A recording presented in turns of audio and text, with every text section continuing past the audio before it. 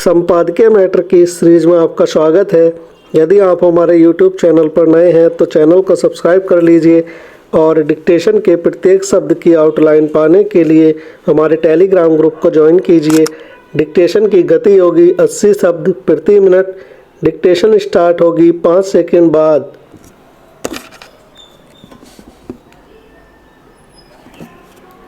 Start.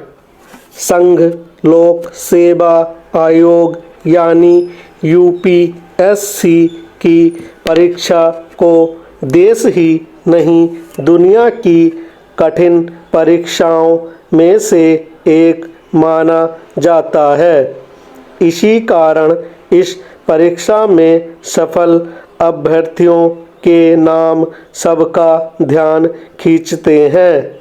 सफल अभ्यर्थी और विशेष रूप से शीर्ष स्थान अर्जित करने वाले माता पिता और शिक्षण संस्थान का नाम रोशन करते हैं। जो साधारण पृष्ठभूमि से आते हैं उनकी सफलता पूरे समुदाय में गर्व का भाव जगाती है। ऐसा होना स्वाभाविक है क्योंकि भारतीय समाज में आईएएस और विशेष रूप से कलेक्टर यानी डीएम बनना प्रतिष्ठा का परिचायक है। यूपीएससी यानी सिविल सेवा परीक्षा पास करना प्रतिष्ठा का कितना बड़ा विषय है इससे समझा जा सकता है कि कई जगह सफल अभ्यर्थियों का गाजे बाजे के साथ स्वागत सत्कार होता है। Paragraph change. बीते दिनों यूपीएससी परीक्षा में सफल रहे कई अभ्यर्थियों का उनके गांव घर में कुछ उसी भव्य तरीके से स्वागत किया गया जैसे किसी नवनिर्वाचित नेता के चुनाव जीत लेने पर होता है। एक अभ्यर्थी ने अपने स्वागत के समय कार में सवार होकर जनता का अभिवादन किया और लोगों ने उन्हें फूलमालाएं पहनाई। एक के स्वागत में लोग संगीत की धुन पर नाचते और अभ्यर्थी को नोटों की माला पहनाते दिखे। एक अन्य के काफिले में लैंड रोवर डिफेंडर जैसी लग्जरी गाड़ियां नजर आई। कुछ पुराने सिविल सेवकों ने सफल अभ्यर्थियों के नेताओं शरीके ऐसे भव्य स्वागत पर असहमति और अप्रसन्नता प्रकट की।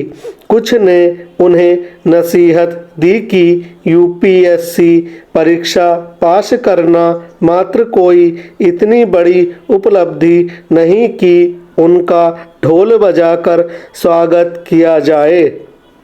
इस असहमति का कुछ मूल्य महत्व हो सकता है लेकिन क्या कोई उस पर ध्यान देगा? आने वाले दिनों में यूपीएससी में सफल अभ्यर्थियों के ऐसे साक्षात्कार पढ़ने सुनने को मिल सकते हैं जिनमें वे बताएंगी कि कैसे देश और समाज के जज्बे ने उन्हें सिविल सेवक बनने को प्रेरित किया। लगभग हर सफल अभ्यर्थी का स्वर यही होता है कि वह समाज के लिए कुछ करना चाहता था और इसका सबसे उत्तम उपाय सिविल सेवा में जाना था। इसमें संदेह नहीं कि आईएएस आईपीएस जैसे पद सबसे सामर्थ्यवान हैं। इन पर आसीन होने वाले अपने विभाग या क्षेत्र की तस्वीर और लोगों का भाग्य बदल सकने में समर्थ होते हैं। पर क्या औसत सिविल सेवक ऐसा कर पा रहे हैं? यह वह प्रश्न है जिस पर गंभीरता से विचार होना चाहिए। Paragraph change. सिविल सेवकों को प्रशासनिक सेवा की रीढ़ माना जाता है। प्रशासन में उनके योगदान को रेखांकित करने के लिए प्रतिवर्ष 21 अप्रैल को सिविल सेवा दिवस मनाया जाता है। स्टॉप।